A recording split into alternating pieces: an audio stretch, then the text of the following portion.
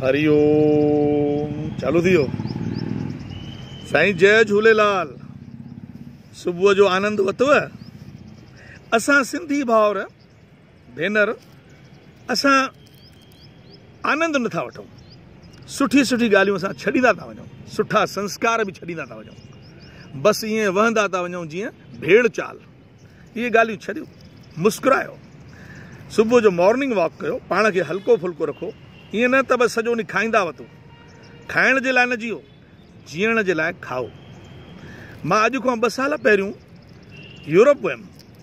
France में, Paris में, Germany में माण्हू हिक ॿिए खे ॾिसी करे हाय हलो कनि था, चाहे ॼाण सुञाणप हुजे या न हुजे। हाय हेलो हाउ आर यू मुस्कुराइनि था।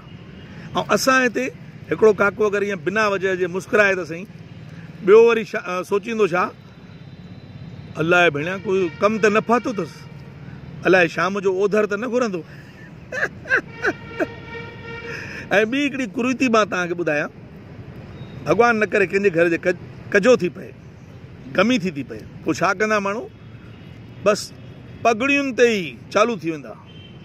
उहो छुटो ॾुख रोटियूं मोकिलाईंदा, सॼे समाज जूं, सॼे शहर जूं। ॿारहें ते बि ईअं था कनि, कमाल आहे। मेन्यू सेट कंदा। साईं मिठे में छा कयूं, मिठो बि त कुझु हुजे न। भेण मथां ईअं तव्हांजो बाबो ॾिसंदव न, ॾिसी ऐं ईअं खारूं खाईंदो हूंदो, हुन जो वस पुॼे अची हेठि ईअं मोचड़ा ई मोचड़ा हले। पर हाणे हुनजो वस न आहे। पोइ वरी साईं अञा बि हिते नथा बीहनि, वरी महिमाननि खे विराइनि था, चादरूं कंबल, कमाल था कयो। छा था कयो साईं, छॾियो हाणे हिननि ॻाल्हियुनि खे। ऐं ॿी ॻाल्हि, शादियुनि ते बि अञा कुझु कमियूं आहिनि। ॾिसो, शादी असां सिंधियुनि जी तमामु सुठी थींदी आहे। नचो ॻायो, झूलण जा गीत ॻायो। शादीअ ते वरी ॾिसो छा था कनि पिया, बारात कढनि था, वरी रस्तनि ते शराब था कढनि, बियर था कढनि। शराब जो प्रदर्शन ठीकु न आहे। घर में वञी कुझु बि कयो, इंजॉय कयो। असां सां रस्ते ते गॾु माताऊं आहिनि, भेनरियूं आहिनि, ॿी समाज वारा असांखे ॾिसनि था। शराब जो प्रदर्शन न कयो। ऐं ॿियो, ॾिख ते मां ॾिसंदो आहियां, ॾिख ते वरी छा कंदा, भाकुर न भरींदा, प्यार न ॾींदा, हिक ॿिए खे चवनि त साईं आया आहियो, ॾाढो सुठो कयो अथव, कुर्ब कयो अथव, रिजर्वेशनूं कराए आया आहियो। न उहो पखरुनि ते विझण ते जोर।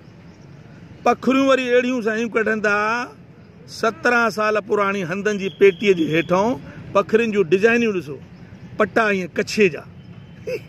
पखरियूं पाण खे ॾिसी रोअंदियूं हिक ॿिए खे, चवंदी भेण 17 साल पोइ निकिता आहियूं, हाणे अलाए असांजी बुशेट सुबिजंदी अलाए न सुबिजंदी।